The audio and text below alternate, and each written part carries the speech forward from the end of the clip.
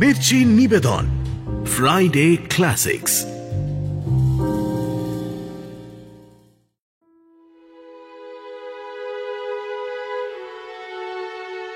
Mirchi Friday ক্লাসিক্সে আজ শুনবেন বঙ্কিমচন্দ্র চট্টোপাধ্যায়ের লেখা গল্প রাধারানী।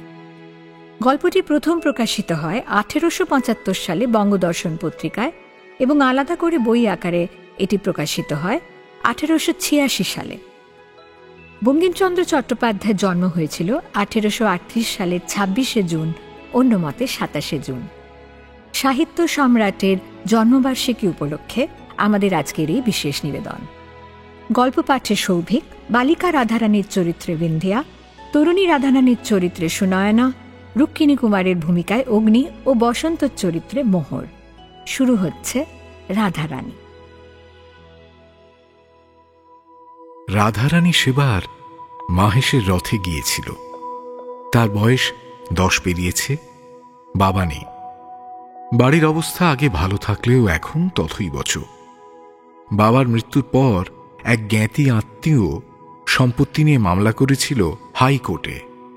রাধারানীর মা সে মামলা হেরে যান। তারপরই সেই আত্মীয় ডিক্রি জারি করে ওদের বের করে দেয় বাড়ি থেকে। প্রায় 10 লক্ষ টাকার সম্পত্তি। আত্মীয় মোটামুটি সমস্তই কেড়ে নিয়েছিল। নগদ যা ছিল ধার দেনা মেটাতেই চলে গেল। রাধারানীর মা অলংকার বিক্রি করে প্রিভি কাউন্সিলে আবেদন করলেন, কিন্তু ততদিনে তাদের অন্য সংস্থান ফুরিয়েছে। বিধবা তার ছোট্ট মেয়েকে নিয়ে একটা কুঁড়ে ঘরে উঠলেন। তারপর এ কাজ সে কাজ করে কোনো ক্রমে তাদের দিন কাটতে লাগল। রথের কিছুদিন আগে রাধারানীর মা দারুণ অসুস্থ হয়ে পড়লেন। ফলে আর কাজে যেতে পারলেন না। ঘরের উনুনে তাই আগুনও জ্বলল না। মা মেয়ে দুজনেই অভুক্ত পড়ে রইল। রাধারানী মাকে বলল, আমি মাহেশের রথে যাই, কিছু একটা বানিয়ে বেচে তোমার জন্য পথ্য কিনে আনবো। কি বানাবি রে? আমি সুস্থ থাকলে কয়েকটা মাটির পুতুল বানিয়ে দিতাম তোকে। ভাবছি মালা বানাবো। ঝোপে ঝাড়ে কত ফুল ফুটে থাকে। অনেক লোক আসবে মেলায়, কেউ না কেউ তো কিনবেই। যা 1-2 পয়সা হবে তাতে তোমার পথ্য হয়ে যাবে।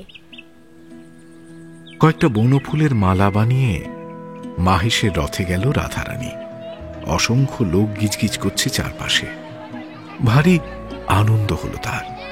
কেউ না কেউ তো মালা কিনবেই। কিন্তু রথের টান অর্ধেক হয়েছে কি হয়নি, হঠাৎই প্রচন্ড জোরে বৃষ্টি শুরু হলো। জলের তোড়ে মেলা গেল ভেঙে। কেউ আর মালা কিনল না। রাধারানী মনে মনে ভাবল, ইস, আবার বৃষ্টি শুরু হয়ে গেল, আবার ভিজে যাব। একটু দাঁড়িয়ে যাই, বৃষ্টি কমে গেলে আবার লোক আসবে, তখন মালা বেচব। যদিও বৃষ্টি আর থামল না, লোকও জমল না। ক্রমে সন্ধ্যা হলো, রাত বাড়ল। অন্ধকার ঘিরে ধরল চারপাশ। রাধারানীও মনের দুঃখে কাঁদতে কাঁদতে বাড়ির পথ ধরল। অন্ধকার মাটির রাস্তায় কাদা জমেছে, জায়গায় জায়গায় পিচ্ছিল। তার উপর মুষলধারে শ্রাবণের বৃষ্টি। মায়ের অসুস্থতা, পেটের খিদের কথা মনে করে রাধারানীর চোখ দিয়েও জল গড়াচ্ছিল। সে কাঁদতে কাঁদতে আছাড় খাচ্ছিল, আবার কাঁদতে কাঁদতে উঠে দাঁড়াচ্ছিল।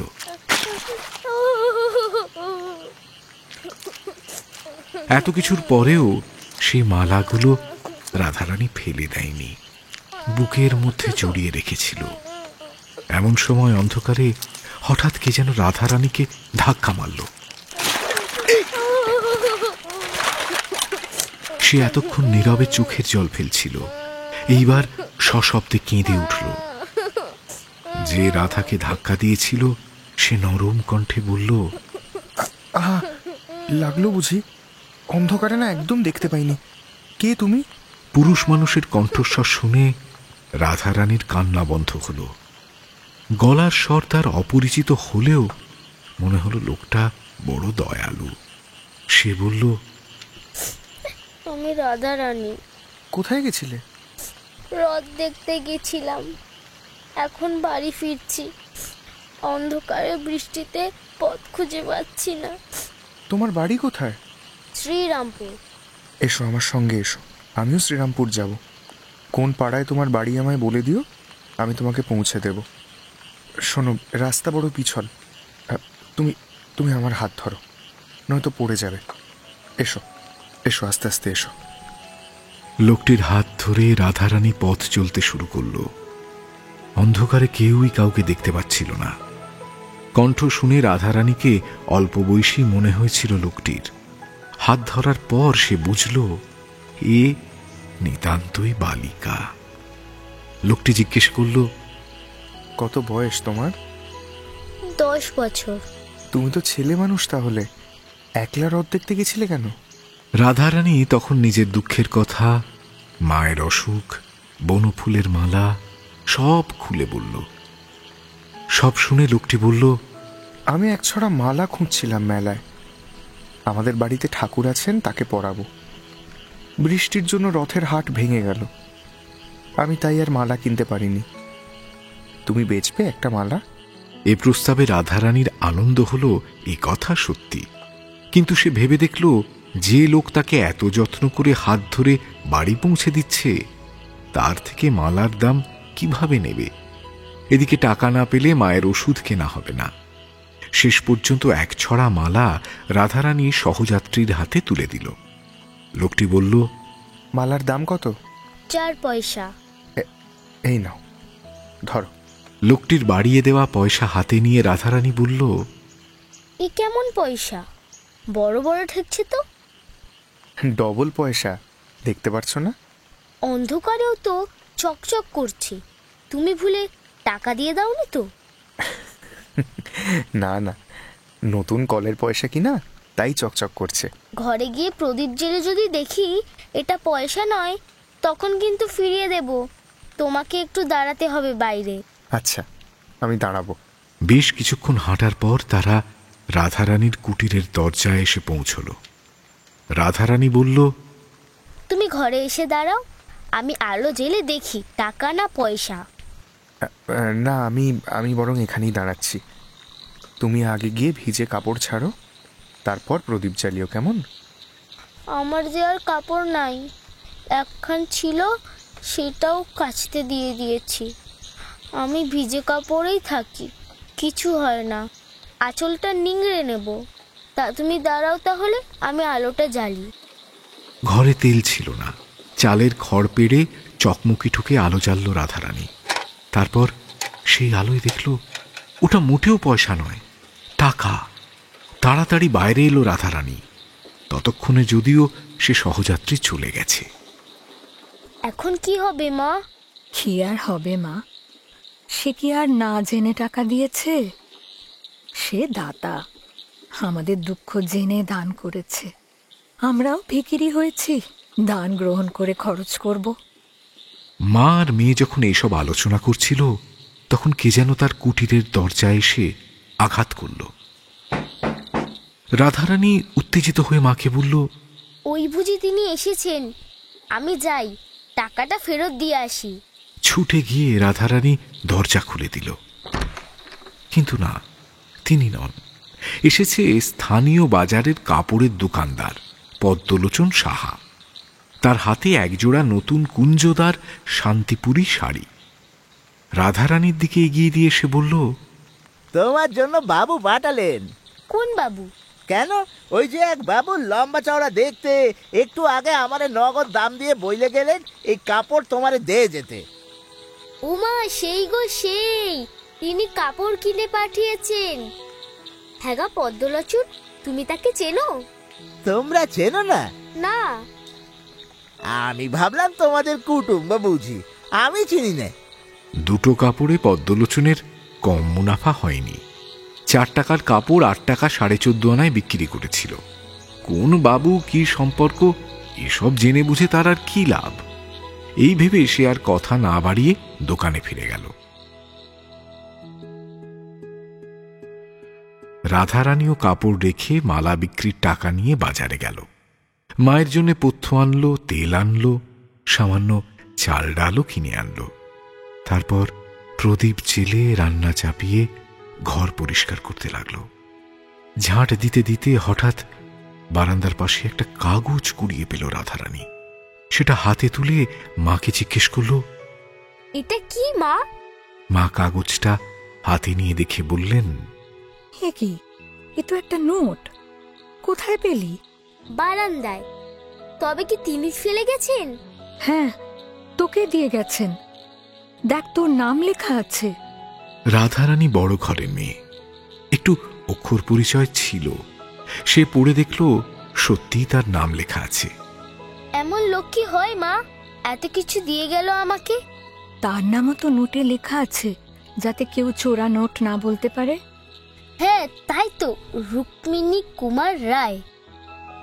পরদিন মা ও মেয়ে রুক্মিণী কুমার রায়ের অনেক খোঁজ করল, কিন্তু শ্রীরামপুর বা তার আশেপাশে কোথাও এই নামের কাউকে পাওয়া গেল না। নোটখানা যদিও তারা ভাঙালো না, তুলে রাখল। অবস্থার মারপ্যাচে মা মেয়ের জীবনে দারিদ্র নেমে এসেছিল, এই কথা সত্যি, কিন্তু তারা লোভী ছিল না।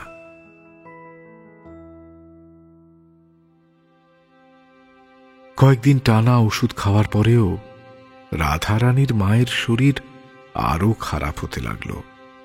একসময় তিনি যথেষ্ট বড় ঘরের বউ ছিলেন, এখন তার জীবনে অপরিসীম দারিদ্র। নতুন এই মানসিক ও শারীরিক যন্ত্রণা তার সহ্য হচ্ছিল না। রোগ ক্রমে বৃদ্ধি পেতে পেতে চূড়ান্ত অবস্থায় পৌঁছল।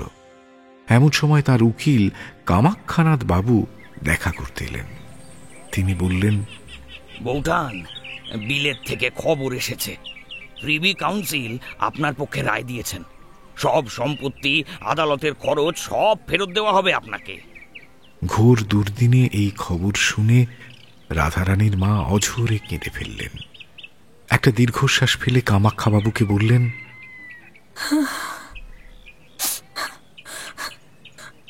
যে প্রদীপ নিভে গেছে, তাতে তেল দিলে আর কি হবে? আমি আর বেশি দিন বাঁচব না জানি। এইটুকুই যা সুখ পেলাম, আমার রাধাকে আর অনাহারে থাকতে হবে না। কিন্তু ও ছেলে মানুষ, এত সম্পত্তিও রক্ষা করতে পারবে না। আপনি আমার ভরসা, আমায় আপনি কথা দিন, আপনি ওকে দেখে রাখবেন। যাওয়ার আগে এইটুকু ভিক্ষে আমি চাই আপনার কাছে। কামাক্ষাবাবু রাধারানীর বাবার বন্ধু ছিলেন। যখন বন্ধু স্ত্রীর জীবনে দুর্যোগ ঘনিয়ে এসেছিল, তিনি চেয়েছিলেন যতদিন না মামলার নিষ্পত্তি হচ্ছে, মা মেয়ে যেন তাঁর বাড়িতে থাকে। রাধারানীর মা রাজি হননি। শেষে কামাক্ষাবাবু কিছু আর্থিক সাহায্য করতে চাইলেন, সেটাও নিলেন না রাধারানীর মা। রুক্মিণী কুমারের দান গ্রহণই মা মেয়ের জীবনের প্রথম এবং শেষ দান গ্রহণ। কামাক্ষাবাবু এতদিন বুঝতে পারেননি বন্ধু স্ত্রী কন্যার দুর্দশা কতখানি বেড়ে গেছে। আজ এসে নিজের চোখে সমস্ত দেখে অত্যন্ত কাতর হয়ে পড়লেন। রাধারানীর মা তার কাছে ভিক্ষে চাইছে, এই দৃশ্য তার সহ্য হল না। তিনি বললেন, আপনি যা বলবেন আমি তাই করব বৌঠান। আপনার যা যা লাগবে আমাকে বলুন। আমি সন্ধ্যার পথযাত্রী, আমার আর কিছু লাগবে না। আপনি আমার শ্বশুরের সমস্ত সম্পত্তি উদ্ধার করে দিয়েছেন, আমি চিরকৃতজ্ঞ হয়ে থাকব। রাধাকে আপনি দেখবেন, তাকে মেয়ের মতো রক্ষা করবেন। এইটুকুই আমার ভিক্ষে। আপনি রাজি হলে আমি সুখে মরতে পারি। বলুন, দেখবেন তো আমার মেয়েকে? আমি জল ছুঁয়ে আপনার কাছে প্রতিজ্ঞা করছি, রাধামাকে আমি আমার মেয়ের চেয়েও বেশি যত্নে রাখব। আপনি বিশ্বাস রাখুন আমার উপর। কামাক্ষাবাবুর কথায় আহ্লাদের হাসি ফুটল মৃত্যু পথযাত্রী বিধবার মুখে। ওই উজ্জ্বল হাসি দেখেই উকিল কামাক্ষানাথ বুঝলেন সময় ঘনিয়ে এসেছে। তিনি বললেন, জানি না কেন সেবার আপনি আমার অনুরোধ রাখেননি। আজ আবার আমি আপনাকে বলছি, যতদিন না সমস্ত সম্পত্তি উদ্ধার হচ্ছে আপনারা আমার বাড়িতে চলুন। রাধারানীর মা আত্ম অহংকারের কারণে আগেরবার কামাক্ষানাথের অনুরোধ অস্বীকার করেছিলেন। দুঃখের দিনে তিনি অন্য কারো বোঝা হতে চাননি। আজ তাঁর দারিদ্র নেই, ফলে তিনি আর না করলেন না। কামাক্ষা বাবুও সযত্নে রাধারানী আর তাঁর মাকে নিজের বাড়িতে নিয়ে গেলেন। কলকাতা থেকে ডাক্তার আনা হলো।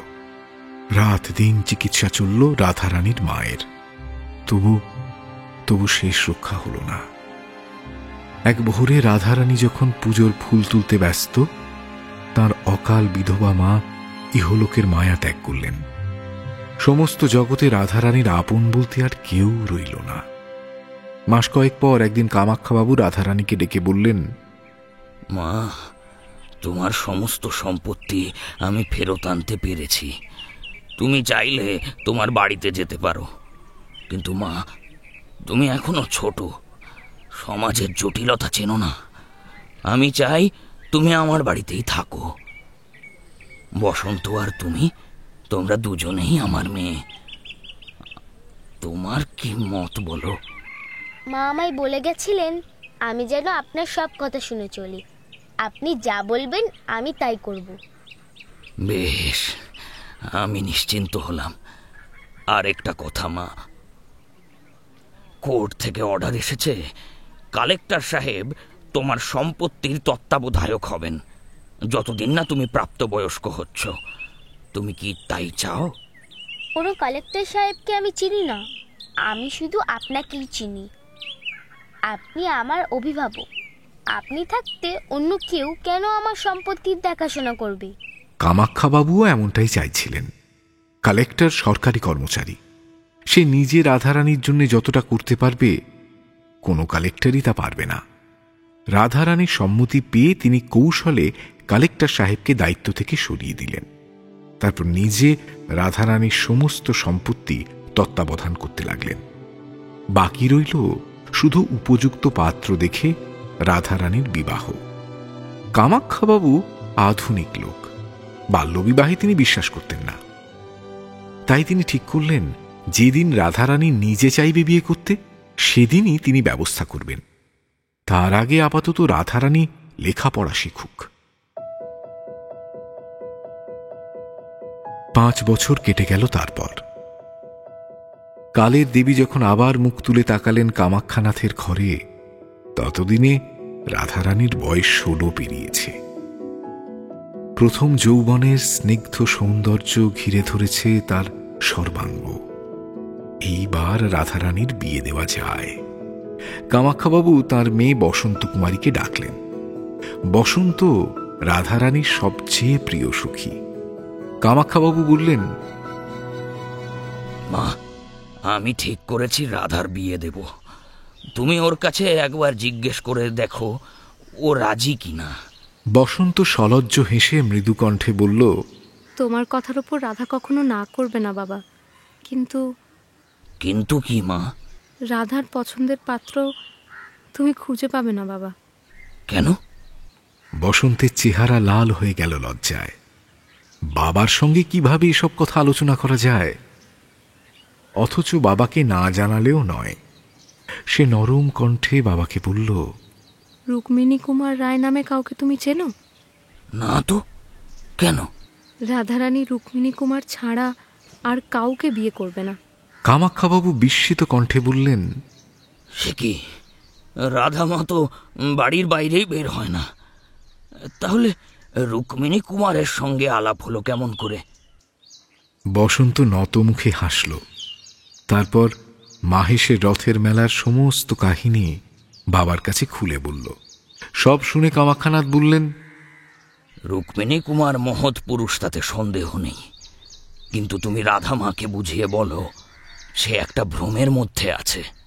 বিয়ের সঙ্গে কৃতজ্ঞতাবোধের কোনো সম্পর্ক নেই। রুক্মিণী কুমার যা করেছিলেন তাতে রাধারানীর উচিত আজীবন তাঁর প্রতি কৃতজ্ঞ থাকা। যদি কখনো সুযোগ পাওয়া যায় তবে তাঁর উপকার করা। কিন্তু বিয়ে তো এভাবে হয় না মা। তাছাড়া তিনি কোন জাত, কত বয়স, তা আমরা কেউ জানি না। হতেই পারে তিনি বিবাহিত। তাছাড়া রুক্মিণী কুমারও যে রাধারানীকে বিয়ে করতে চাইবেন এমন কোনো সম্ভাবনাও তো নেই। সম্ভাবনা নেই তা রাধা জানে, কিন্তু সেই রাতের পর থেকে সে মনে মনে রুক্মিণী কুমারের একটা প্রতিমা গড়ে নিয়েছে। লোকে যেমন দেবতাকে পুজো করে, রাধাও তেমন রুক্মিণী কুমারকে মনে মনে পুজো করে। 5 বছর হলো আমাদের বাড়িতে এসেছে, কিন্তু এমন কোনো দিন নেই যেদিনও রুক্মিণী কুমারের গল্প আমাকে বলেনি। বাবা, অন্য কারোর সঙ্গে বিয়ে দিলে রাধা সুখী হবে না। বুঝলাম মা, ঠিক আছে, দেখি খোঁজ খবর করে রুক্মিণী কুমারকে পাওয়া যায় কিনা। সেই দিন থেকে কামাখ্যানাথ রুক্মিণী কুমারের খোঁজ শুরু করলেন। সারা বাংলায় যে যে অঞ্চলে তাঁর জানাশোনা ছিল সব জায়গায় পত্র পাঠালেন, সংবাদপত্রে বিজ্ঞাপন দিলেন। বাবু রুক্মিণী কুমার রায় নিম্ন স্বাক্ষরকারী ব্যক্তির সঙ্গে সাক্ষাৎ করবেন, বিশেষ প্রয়োজন। এতে রুক্মিণী বাবুর অসন্তোষের কোনো কারণ উপস্থিত হবে না। উকিল শ্রী কামাখ্যানাথ রায়, শ্রীরামপুর। কিন্তু কিছুতেই রুক্মিণী কুমারের কোনো সন্ধান পাওয়া গেল না। দিন গেল, মাস গেল, বছর গেল, তবু রুক্মিণী কুমার এলো না। এরই মধ্যে আবার একটি বিপদ এসে উপস্থিত হল রাধারানীর জীবনে। কামাখ্যানাথ মারা গেলেন। রাধারানীর মনে হল সে যেন দ্বিতীয়বার পিতৃহীন হল। কামাখ্যাবাবু শ্রাদ্ধ শান্তি মিটে যাওয়ার পর রাধারানী বসন্তকে ডেকে বলল, সখী, এবার আমায় আজ্ঞা দাও, আমি বাড়ি ফিরি। আমি তোমাকে আজ্ঞা দেবার কে? কিন্তু তুমি একা একা সব পারবে? এবার তো একা হাতেই সব করতে হবে। আর কে আছে তোমার বা আমার? তুমি এখানে সামলাও, আমিও ফিরে গিয়ে ওদিকটা দেখি। বেশ, মাঝে মধ্যে চিঠি দিও। কোনো সমস্যা হলে কিন্তু জানাবে। নিশ্চয়ই জানাবো। এই জগতে তুমি ছাড়া আর আমার আপন কে আছে? থাক, আর আমার সামনে ঢং করতে হবে না। আমি জানি আমার চেয়েও আপন একজন আছে তোমার। সে তো মরীচিকা, কিন্তু তুমি তো বাস্তব। কথা বলতে বলতে বসন্তকে জড়িয়ে ধরল রাধা। বসন্তও বুকে টেনে নিল নিজের প্রিয় সখীকে। শুভ দিন দেখে নিজের বাড়িতে ফিরে গেল রাধারানী। বেঁচে থাকতে কামাখ্যানাথ রাধারানীর সম্পত্তি দেখভাল করার জন্য উপযুক্ত লোক ঠিক করে রেখেছিলেন।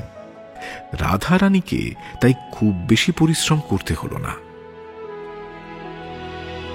মাসখানেক পর রুক্মিণী কুমারের প্রাসাদ নামে একটা অনাথালয় তৈরি করার জন্য গভর্নমেন্টকে 2 লক্ষ টাকা পাঠালো রাধারানী। প্রস্তাবিত নাম শুনে সরকারি কর্মচারীরা খানিক বিস্মিত হলেও টাকা যখন পর্যাপ্ত আছে দ্রুতই নির্মাণ কাজ শুরু হল। রাধারানী আর তার মায়ের কুটির ছিল শ্রীরামপুরে, যদিও তাদের আসল বাড়ি রাজপুর, শ্রীরামপুর থেকে খানিক দূরে। এই গ্রামেই রাধারানীর পৈতৃক বাড়ির সামনে রুক্মিণী কুমারের প্রাসাদ তৈরি হল। কয়েকদিনের মধ্যেই নানান দেশ থেকে দিন দুঃখী অনাথ লোকজন এসে বসবাস শুরু করল সেখানে। আরও 3 বছর কাটল। একদিন সকালে এক ভদ্রলোক এসে দাঁড়ালেন অনাথালয়ের সামনের রাস্তায়। লোকটির বয়স 35-36। ধীর স্থির চেহারা, চোখজোড়া গম্ভীর। সাজ পোশাকে আর্থিক সচ্ছলতার ছাপ স্পষ্ট। রুক্মিণী কুমারের প্রাসাদের দরজায় এসে তিনি দারোয়ানকে জিজ্ঞেস করলেন, এটা কার বাড়ি? এটা কারোর বাড়ি নয়, এখানে অনাথ দুঃখী লোকেরা থাকে। আমি কি ভিতরে গিয়ে একটু দেখতে পারি? নিশ্চয়ই পারেন, আসুন আসুন আমার সঙ্গে। দারোয়ানের সঙ্গে ভেতরে ঢুকে চারপাশ খুঁটিয়ে দেখলেন আগন্তুক। তারপর নরম হেসে বললেন, বাহ, খুব ভালো লাগলো সমস্ত দেখে। কে তৈরি করেছেন এই অনাথালয়? রুক্মিণী কুমার? না না, একজন স্ত্রী লোক এই বাড়ি বানিয়েছে। তাহলে এর নাম রুক্মিণী কুমারের প্রাসাদ কেন? তা আমি জানি না। রুক্মিণী কুমার কার নাম? নত মুখে ঘাড় নাড়ল দারোয়ান। বলল, আরে জানি না, যিনি এই বাড়ি বানিয়েছেন তিনি কোথায় থাকেন? রাস্তার ওপাশে একটা বিশাল অট্টালিকা দেখিয়ে দারোয়ান বলল, ওই যে বাড়িটা দেখছেন রাস্তার ওই দিকে, ওইখানে। আগন্তুক বাড়িটার দিকে তাকিয়ে কি যেন একটু ভাবলেন, তারপর গলার স্বর এক খাদ নামিয়ে মোলায়েম কণ্ঠে বললেন, তুমি কি বলতে পারবে যে যে স্ত্রীলোক এই অনাথালয় বানিয়েছেন, যিনি ওই বাড়িতে থাকেন, তিনি পরপুরুষের সঙ্গে দেখা করেন? আমার কথা অন্যভাবে নিও না। এখন অনেক বড় মানুষের মেয়ে মেমলোকের মতো বাড়ির বাইরে বেরোয়, এই জন্যই জিজ্ঞেস করছি। দেখুন, উনি ওরকম মেয়ে নন। আচ্ছা, বুঝলাম। দারোয়ানের সঙ্গে কথা শেষ করে রাস্তা পেরোলেন আগন্তুক। তারপর ধীর স্থির পদক্ষেপে রাধারানীর বাড়ির ভিতরে ঢুকে গেলেন। কাছারি ঘরে দেওয়ানজির সঙ্গে দেখা হলো আগন্তুকের। তিনি দেওয়ানজিকে বললেন, এই চিঠিটা আপনার মনিবের কাছে পৌঁছে দিন, আর উত্তরটা নিয়ে আসুন। দেওয়ানজি দেখলেন আগন্তুকের পরিচ্ছদ বাঙালি ভদ্রলোকের মতো, খুব বেশি গোছালো নয়, আবার একেবারে উদাসীনও নয়।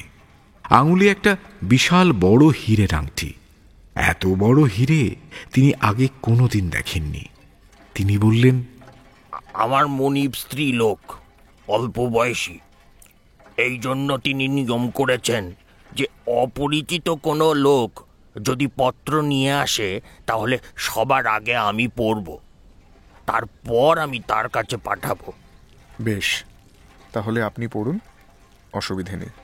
দেওয়ানজি চিঠিটা পড়া শুরু করলেন। বসন্ত কুমারীর চিঠি। বসন্ত লিখছে, প্রিয় সখী, পত্রবাহকের সঙ্গে গোপনে একবার দেখা করো। ইনি পরপুরুষ হলেও তোমার কোনো ক্ষতির সম্ভাবনা নেই। ভয় পেও না। কি ঘটল আমায় জানিও। ইতি শ্রীমতী বসন্ত কুমারী। কামাক্ষাবাবুর মেয়ের স্বাক্ষর দেখে দেওয়ানজি আর কোনো প্রশ্ন করলেন না। চিঠি অন্তঃপুরে পাঠিয়ে দিলেন। খানিক বাদে একজন পরিচারিকা এসে আগন্তুককে ভেতরে নিয়ে গেলেন। রাধারানীর অন্তঃপুরে এই প্রথম একজন পুরুষ মানুষ প্রবেশ করল। একটা সুদৃশ্য আরামকেদারা দেখিয়ে পরিচারিকা বলল, আপনি এখানে বসুন, আমি দিদিমণিকে ডেকে আনছি। আগন্তুক বসে পড়লেন। খানিক বাদে রাধারানী ঘরে ঢুকল। সে দেখল আগন্তুক গৌরবর্ণ, দীর্ঘ শরীর, ঘন কালো চুল, চোখজোড়া দিঘির মতো, চেহারা একই সঙ্গে কঠিন এবং কোমল। আগন্তুকের আঙুলে থাকা বড় হীরের আংটিটাও নজর এড়াল না রাধারানীর। আগন্তুকও দেখলেন রাধারানীকে। তাঁর মনে হল এই ঘরে যেন হঠাৎই এক অভিনব সূর্যোদয় হল। রূপের আলোকে তাঁর সারা শরীর উজ্জ্বল হয়ে উঠল। আগন্তুক চুপচাপ বসে কেবল রাধারানীকেই দেখতে লাগলেন। তাকে চুপ করে থাকতে দেখে রাধারানী একটু বিরক্ত হয়ে বলল, আপনি কেন এসেছেন জানতে পারি? আমি এভাবে পরপুরুষের সঙ্গে দেখা করি না। নেহাত বসন্ত বলল, তাই। আমি আসলে আপনার সঙ্গে এইভাবে দেখা করতে চাইনি। সে না হয় বুঝলাম, কিন্তু বসন্তই বা এমন অনুরোধ কেন করল? কারণটা নিশ্চয়ই আপনি জানেন। আগন্তুক এবার খুব পুরনো সংবাদপত্রের একটা ছেঁড়া পাতা রাধারানীর দিকে এগিয়ে দিলেন। রাধা পাতার ওপর চোখ বুলিয়ে দেখল কামাক্ষাবাবুর সেই বিজ্ঞাপন। তার শরীরে শিহরণ জাগল। হৃদয়ের গোপন কুঠুরিগুলো আলগোছে দুলে উঠল। এই কি তবে রুক্মিণী কুমার? সরাসরি আগন্তুকের চোখে চোখ রেখে প্রশ্ন করল রাধারানী, আপনি কি রুক্মিণী কুমার? না। রাধারানী মনে মনে ভেবে ফেলেছিল এই সৌম্য দর্শন দেবতুল্য পুরুষই রুক্মিণী কুমার। কিন্তু আগন্তুক যেই না বলল, রাধারানীর হৃদয় দুমড়ে মুচড়ে গেল শুকনো পাতার মতো। অবসন্ন শরীরে একটা চেয়ারে সে বসে পড়ল। আগন্তুক আবার বললেন, আমি যদি রুক্মিণী কুমার হতাম তাহলে কামাক্ষাবাবু এই বিজ্ঞাপন দিতেন না। তিনি আমাকে চিনতেন। যদিও যখনই বিজ্ঞাপন বেরিয়েছিল আমি দেখেছিলাম, আর তখনই পাতাটা রেখে দিয়েছিলাম। যদি আপনার সঙ্গে এই বিজ্ঞাপনের কোনো সম্বন্ধ নাই থাকে তাহলে রেখেছিলেন কেন? কারণ ৮-১০ বছর আগে যখন আমি দিকবিদিক ঘুরে বেড়াতাম, আপন নাম গোপন করে একটা কাল্পনিক নাম ব্যবহার করতাম। সেই নামটি রুক্মিণী কুমার। কারো প্রকৃত নাম রুক্মিণী কুমার এমন কাউকে আমি চিনি না। আর কামাখ্যাবাবু যে আমার খোঁজই করছিলেন তাও আমি তখন নিশ্চিত হতে পারিনি। এইসব কারণেই বিজ্ঞাপনের কাগজটা তুলে রেখেছিলাম। ভেবেছিলাম পরে কখনো সময় সুযোগ হলে পুরো বিষয়টা জানা যাবে। রুক্মিণী কুমার নিজের কথা বলতে এত বেশি মনোযোগী হয়ে পড়েছিলেন যে তিনি খেয়ালই করলেন না রাধারানীর ঠোঁট জোড়া কাঁপছে। কোনো ক্রমে নিজের সমস্ত আবেগ সামলে রাধারানী বলল, তাহলে পরে কেন এলেন না কামাখ্যাবাবুর কাছে? তার কিছু বছর পর তো কামাখ্যাবাবু চলেই গেলেন।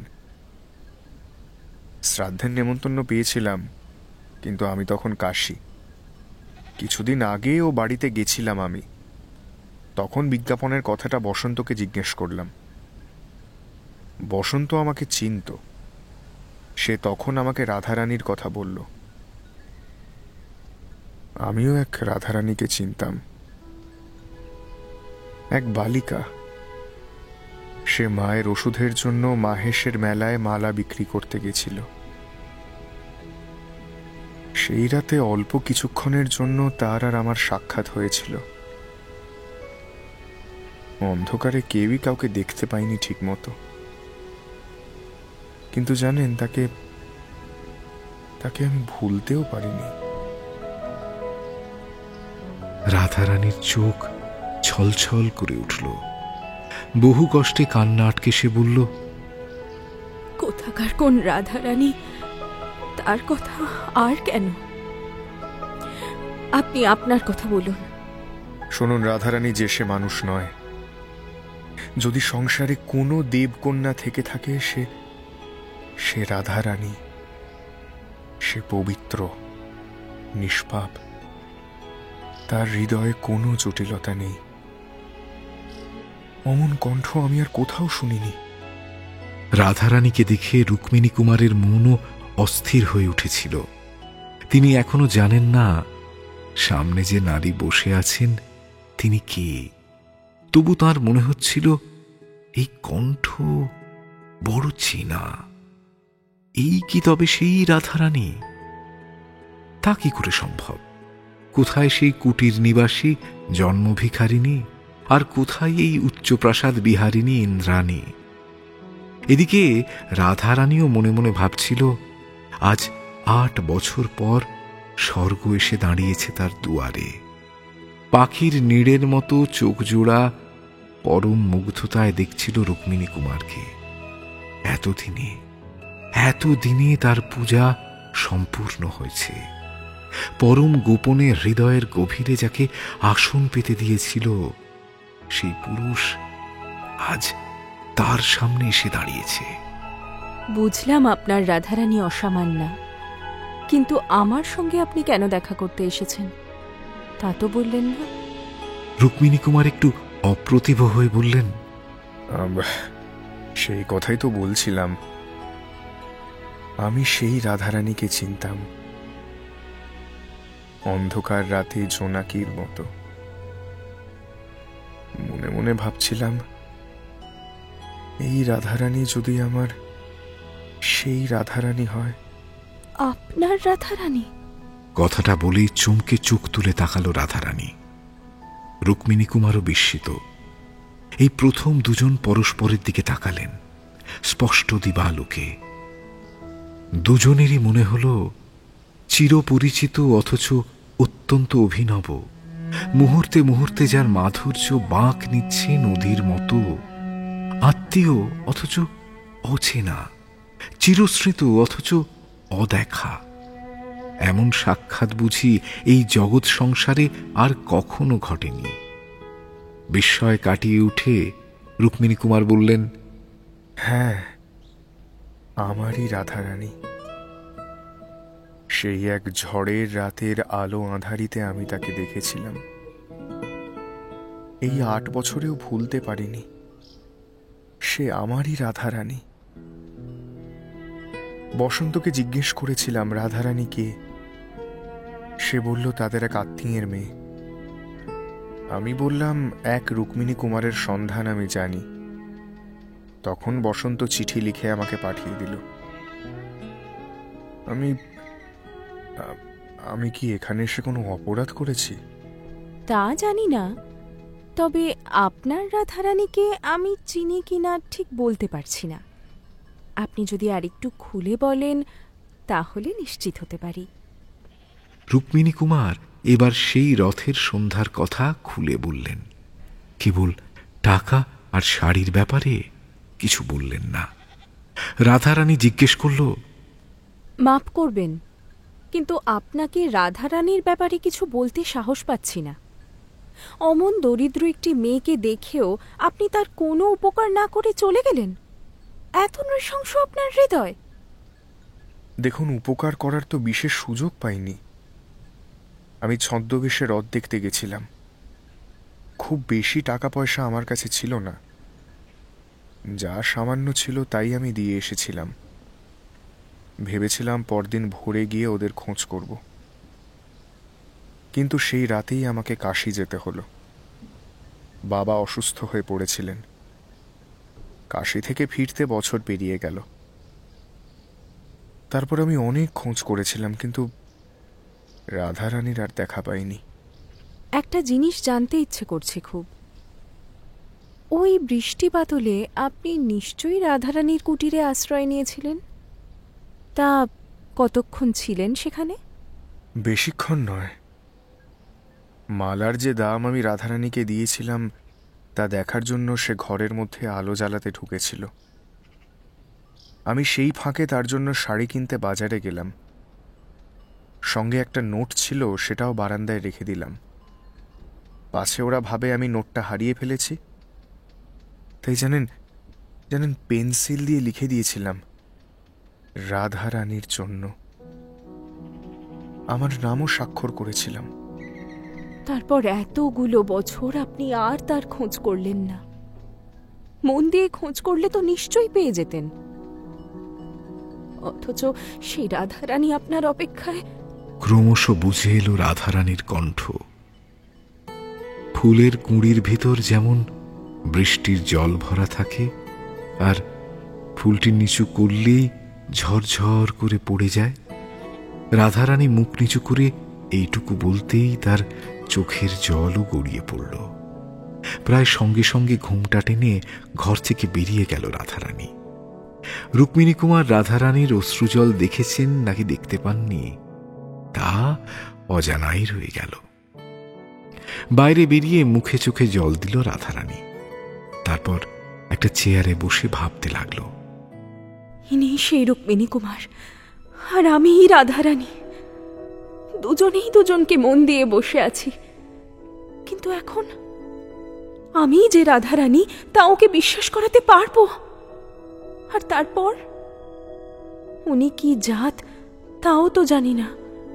যদি আমার জাতের না হন তাহলে সমাজ কি বলবে? ওর জাতটা আমাকে জানতেই হবে। তারপর আমি আমার পরিচয় দেব। ভাবতে ভাবতে রাধারানীর নাকের পাটা ফেঁপে উঠল, ঠোঁট ফুলে উঠল অভিমানে, চোখ জোড়া ছলছল করে উঠল। এবার তার মনে এক নতুন ভাবনার উদয় হয়েছে। উনি আমার জাতি হলেই বাকি, যা বয়স, যদি বিবাহিত হন। না না, তা হবে না। নাম জপ করে মরি তাও ভালো, কিন্তু সতীনের ঘর করতে পারবো না। তাহলে এখন আমি কি করব? আচ্ছা, ওর আসল নামটা অন্তত জেনে নি। যে নাম জপ করে মরতে হবে তা শুনে নেওয়া ভালো। তারপর আমার পরিচয় দিয়ে ওকে বিদায় করি। বিদায় করে কাঁদতে বসবো। পোড়ামুখী বসন্ত, সখী আমার, না জেনে না বুঝে এ কেমন শাখের করার তুই পাঠালি। যাকে যা হয়ে গেছে, আর তা ভেবে কি লাভ? যাই, নিজের পরিচয়টা দিই। ভাবনা থামিয়ে রাধারানী এবার সেই নোটটা বের করে আনল। তার প্রাণের চেয়েও প্রিয় সে স্মৃতি। নোটখানা আঁচলে বাঁধল। বাঁধতে বাঁধতে একটা নতুন ভাবনা জাগল তার মনে। এই ভাবনা সুখের ভাবনা। অনাগত ভবিষ্যতের এক পশলা আনন্দ ছুঁয়ে গেল তার হৃদয়। তার মনে হলো, আচ্ছা, মনের বাসনা যদি পূর্ণ হয় তখন শেষ কথাটা কে বলবে? না না, আমি তা বলতে পারবো না ওর সামনে। বসন্তকে ডেকে আনবো। ঘটকালিটা তো ওই করলো। যতদিন না বসন্ত আসছে উনি না হয় আমার লাইব্রেরিতে বসে বই পড়বেন। আচ্ছা, উনি 2-3 দিন থাকতে রাজি হবেন তো? যদি ওর কোনো কাজ থাকে, আমি কি ওকে থাকার জন্য অনুরোধটুকু করতে পারবো? নিশ্চয়ই পারবো। ইংরেজ মেয়েরা যদি পারে আমিও পারবো। জানি এদেশে তাতে নিন্দে হবে, কিন্তু লোকনিন্দের ভয় কোন কাজটাই বা আমি করি। 19 বছর বয়স তো হয়ে গেল, এখনো তো বিয়ে করলাম না। এটাই তো ইংরেজ মেয়েদের মতো কাজ। ভাবতে ভাবতে কখন যেন রাধারানীর চেহারায় আবার শ্রাবণের কালো মেঘ এসে জমা হল। ক্রমশ বিষণ্ণতা ঘিরে ধরল লজ্জানত চোখ জোড়ায়। একটা বিপরীত ভাবনা উঁকি দিয়েছে রাধারানীর মনে। মোমবাতিতে গড়া মেয়েদের মনে হয় পুরুষ মানুষই সমস্ত কথা শুরু করবে। রাধারানীর মনে কু ডাকল, উনি যদি থাকার কথাটা না তোলেন তখন কি হবে? মনে মনে ঈশ্বরকে স্মরণ করল রাধারানী। হে ভগবান, বলে দাও আমি কি করব। আমার লজ্জাও তোমার দান, আর এখন যে আগুনে পড়ছি তাও তোমার সৃষ্টি। নতুন এই আগুনে কি আমার পুরনো লজ্জা পুড়ে যাবে না? মাধব, হে মাধব, তুমি আমায় দয়া করো। আজ লজ্জার আবরণ কেড়ে নাও। তোমার কৃপায় যেন আমি এক দণ্ডের জন্য মুখরা হতে পারি। ভগবান বোধহয় রাধারানীর প্রার্থনা শুনতে পেলেন। সমস্ত ভাবনা চিন্তা দূরে সরিয়ে রাধারানী দুলকি চালে আবার ঘরের মধ্যে ঢুকল। তাকে দেখে রুক্মিণী কুমার ব্যস্ত কণ্ঠে বললেন, ক্ষমা করবেন, আপনি আমাকে বিদায় জানাননি। আমি যা জানতে এসেছি তাও জানতে পারলাম না, তাই এখনো অপেক্ষা করছিলাম। এ বাড়িতে একজন রাধারানী আছে, তা সত্য। সে আপনার সামনে আসবে কিনা তাই জানতে গেছিলাম। আসবেন তিনি? রুক্মিণী কুমারের উৎসাহ দেখে মৃদু হাসল রাধারানী। খানিকক্ষণ চুপচাপ বসে অতিথির ধৈর্যের পরীক্ষা নিয়ে তারপরে বলল, রুক্মিণী কুমার তো আপনার আসল নাম নয়। রাধারানীর যে আরাধ্য পুরুষ, তার প্রকৃত নাম না শোনা পর্যন্ত সে আসবে না। আরাধ্য পুরুষ? রাধারানী এ কথা বলেছেন? এক মুহূর্তের জন্য রাধারানীর মনে হল এইবার বুঝি এসে ধরা পড়ে যাবে। কপট ছল করে সে বলল, ওরকম ভাবেই নাম জিজ্ঞেস করতে হয়। আমার নাম দেবেন্দ্র নারায়ণ রায়। রাধারানী মনে মনে ঈশ্বরকে ডেকে বলল, জয় জগদীশ্বর, তোমার কৃপা অনন্ত। মুখে বলল, যাক, জেনে ভালো লাগলো আপনি আমার স্বজাতি। আপনি আজ আমার আতিথ্য গ্রহণ করুন। আচ্ছা বেশ, সে না হয় থাকা যাবে, কিন্তু রাধারানী কই? খাওয়ার পর রাধারানীর ব্যাপারে কথা বলবো। মনে দুঃখ নিয়ে আমি খেতে পারি না। রাধারানীর জন্য এত দুঃখ কেন? দুঃখের কারণ তো আমি জানি না, তবে নিবারণের উপায় রাধারানী এইটুকু জানি। আপনার সামনে রাধারানীর পরিচয় দিতে বড় সংকোচ হচ্ছে। কি করবেন তাকে দেখে? কিছুই না, শুধু দেখব। আচ্ছা বেশ, খাওয়ার পর আমি আপনাকে রাধারানী দেখাবো, কিন্তু সামনে থেকে নয়। ওই যে আয়না দেখছেন, ওর ভিতরে। কেন? সামনে থেকে দেখলে দোষ কি? সে কুলবতী মেয়ে। সে তো আপনিও, তাও তো আপনাকে সামনে থেকে দেখছি। আমার বিষয়টা আলাদা। আমি সবার দেখাশোনা করি, তাই আমাকে বাইরে আসতে হয়। আমি তো কারো অধীন নই। কিন্তু রাধা তার স্বামীর অধীন। স্বামী? হ্যাঁ, এতে আশ্চর্য হওয়ার কি আছে? আপনি কত বছর বয়সে দেখেছিলেন তাকে? 10-11। এখন তার বয়স 19। হিন্দুর মেয়ে 19 বছর বয়সে বিয়ে হয়ে যাবে, এতে তো অবাক হওয়ার কিছু নেই। রাধারানী বিবাহিত শুনে মুষড়ে পড়লেন রুক্মিণী কুমার। তা দেখে রাধারানী বলল, কি ব্যাপার বলুন তো? আপনি কি তাকে বিয়ে করতে চেয়েছিলেন নাকি? মানুষের ইচ্ছের কি শেষ আছে? এই ইচ্ছের কথা আপনার গৃহিণী জানেন তো? গৃহিণী আমার নেই। রাধারানীর সঙ্গে সাক্ষাতের অনেক আগেই আমার পত্নী বিয়োগ হয়েছিল। রাধারানী আবার মনে মনে ঈশ্বরকে ডাকল। তার সমস্ত বাধা একে একে দূর হয়ে যাচ্ছে। সে বলল, কিন্তু রাধারানী তো বিবাহিতা, তাও কি আপনি তাকে দেখতে চান? কেন চাইব না? সেটা কি ভালো দেখায়? কেন দেখাবে না? তিনি নিজেই তো আমার সন্ধান করেছিলেন। কেন করেছিলেন? আপনি রাধারানীকে যা দিয়েছিলেন তা পরিশোধ করবে, তাই আপনি নেবেন তো? যা দিয়েছি তা পেলে নিতেই পারি। কি কি যেন দিয়েছিলেন? একখানা নোট। এই নিন। আঁচলের নিচ থেকে সেই নোটখানি বের করল রাধারানী। তারপর এগিয়ে দিল রুক্মিণী কুমারের দিকে। রুক্মিণী কুমার দেখলেন তার নিজের হাতে লেখা রাধারানীর নাম সেই নোটে রয়েছে। তিনি জিজ্ঞেস করলেন, এই নোট কি রাধারানীর স্বামী কখনো দেখেননি? না, রাধারানী কুমারী। স্বামীর কথাটা আপনাকে মিথ্যা বলেছি। সে কি? মিথ্যে কেন বললেন? আপনাকে তো সব সত্যি বলতে আমি বাধ্য নই। কতটুকু চিনি আমি আপনাকে। আপনার মনের মধ্যে কি চলছে তা না বুঝে আমি কেন বলবো সব কথা আপনাকে? আচ্ছা, বুঝলাম। কিন্তু সব ঋণ যে এখনো শোধ হলো না। আর কি বাকি? ওই যে 2 টাকা আর কাপড়। সব ঋণ যদি এখনই শোধ করে দিই, তাহলে তো আপনি না খেয়েই চলে যাবেন। পাওনা বুঝে গেলে আর কোন মহাজন অপেক্ষা করে? খাওয়া দাওয়া করুন, বাকি ঋণ রাধারানী নিজে এসে শোধ করবে। কিন্তু আমার যে এখনো অনেক পাওনা বাকি। আর কি? রাধারানীকে হৃদয়ে সঁপেছি আমি, কই তা তো ফেরত পেলাম না। এই পাওনা আপনার অনেক আগেই মিটে গেছে। রাধারানীও আপনাকে মন প্রাণ সঁপে দিয়ে বসে আছে। রুক্মিণী কুমার ওরফে দেবেন্দ্র নারায়ণ রায় অনেকক্ষণ ধরেই বুঝতে পারছিলেন কিছু একটা ছলনার খেলা চলছে এই ঘরে।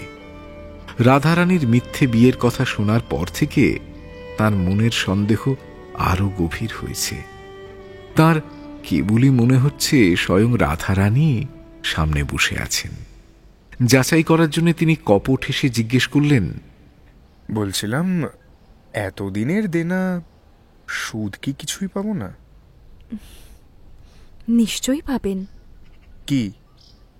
শুভ লগ্ন দেখে এই সামান্য রাধারানী নিজেকে আপনার হাতে তুলে দেবে।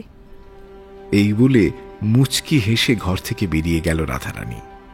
কিছুক্ষণ পর এক পরিচারিকা এসে রুক্মিণী কুমারকে ডেকে বলল, আসুন, দিদিমণি আপনার জন্য খাবার সাজিয়ে অপেক্ষা করছেন।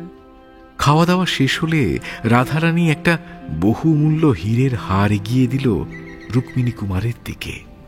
আপনার নগদ 2 টাকা আর কাপড় এখনো পাওনা রয়েছে। টাকা খরচ করে ফেলেছি, কাপড়ও ছিঁড়ে গেছে, তা কিন্তু আর ফেরত দিতে পারবো না। তার বদলে এই হার আপনি গ্রহণ করুন। যদি এইভাবে দেনা শোধ করতে চাও, তাহলে তোমার গলায় যে মালাটা আছে ওটাই আমায় পরিয়ে দাও। রুক্মিণী কুমারের আবদার শুনে লজ্জায় লাল হয়ে গেল রাধারানী। আলতো হাতে নিজের গলা থেকে মালাটা খুলে পরিয়ে দিল রুক্মিণী কুমারের গলায়। রুক্মিণী কুমারের গলাতেও একটা মুক্তোর হার ছিল। এবার সেই হারটা তিনি পরিয়ে দিলেন রাধারানীর গলায়। এমন সময় শাঁখ বেজে উঠল। রাধারানী অপ্রস্তুত হেসে জিজ্ঞেস করল, শাঁখ কে বাজালো? এক দাসী দরজার আড়াল থেকে বেরিয়ে এসে বলল, আমি গো। কেন? কিছু পাওয়ার আশায়। দাসীকে উপযুক্ত পুরস্কার দিলেন রুক্মিণী কুমার। তারপর দুজন একান্তে বসে মনের কথা বলতে শুরু করলেন। রাধারানী গত 8 বছরে কি কি ঘটেছে সমস্ত খুলে বলল রুক্মিণী কুমারকে। রুক্মিণী কুমারও পরম যত্নে সে সব কথা শুনলেন। তারপর বললেন, যে প্রতিশ্রুতি দিয়ে ঘর থেকে বেরিয়ে গেছিলে তা এবার পূরণ করো। কোন প্রতিশ্রুতি? কেন? তুমি যে বলেছিলে শুভ লগ্ন দেখে তুমি অসামান্য রাধারানীকে আমার এই সামান্য বাহুবন্ধনে তুলে দেবে, ভুলে গেলে? মৃদু হেসে দাসীকে ডাকল রাধারানী। চিত্রে, কোথায় গেলি? ডাক শুনে ছুটতে ছুটতে ঘরের মধ্যে ঢুকল চিত্রা। সে যেন এই ডাকেরই অপেক্ষা করছিল। বলুন দিদিমণি। দিনক্ষণ ঠিক হলো? হ্যাঁ, দিওয়ানজি পুরোহিত মশাইকে ডেকেছেন। পুরোহিত বলেছেন কালকেই শুভ দিন। দিওয়ানজি এখন বিয়ের তোড়জোড় করছেন, আমিও যাই, অনেক কাজ পড়ে আছে। যেমন ছুটে এসেছিল তেমনই ছুটে বেরিয়ে গেল চিত্রা। সন্ধে হতে না হতেই আত্মীয় পরিজন সবাই আসা শুরু করল। প্রিয় সখী বসন্ত এলো, রুক্মিণী কুমারের বন্ধু বান্ধবরাও এলো। পাত্র যে কে বসন্ত তা তখনও জানত না। তাকে আড়ালে ডেকে রাধারানী বলল, কি আক্কেল ভাই তোমার, যাকে তাকে এভাবে পত্র দিয়ে পাঠায়? কেন, কি করেছে লোকটা? রাধারানী তখন সব কথা খুলে বলল। শুনে মুচকি হেসে বসন্ত বলল, এ তো ভারী রাগের কথা। সুদ শুদ্ধ দেনা পাওনা বুঝে তো নিলই, তার উপর এমন অমূল্য সম্পদটিও আপন করে নিল। দেবেন্দ্রনারায়ণ রায় তো ভারী ধুরন্ধর। রাধারানী ঘাড় নেড়ে বলল, দেবেন্দ্র নারায়ণ রায় নয়, রুক্মিণী কুমার, আমার রুক্মিণী কুমার।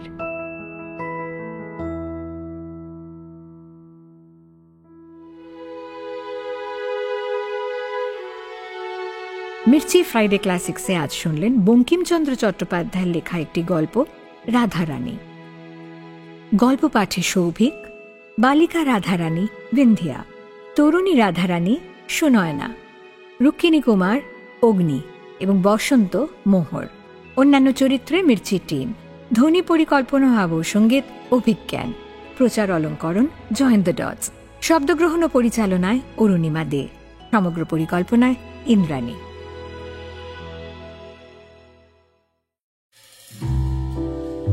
মির্চি নিবেদন ফ্রাইডে ক্লাসিক্স।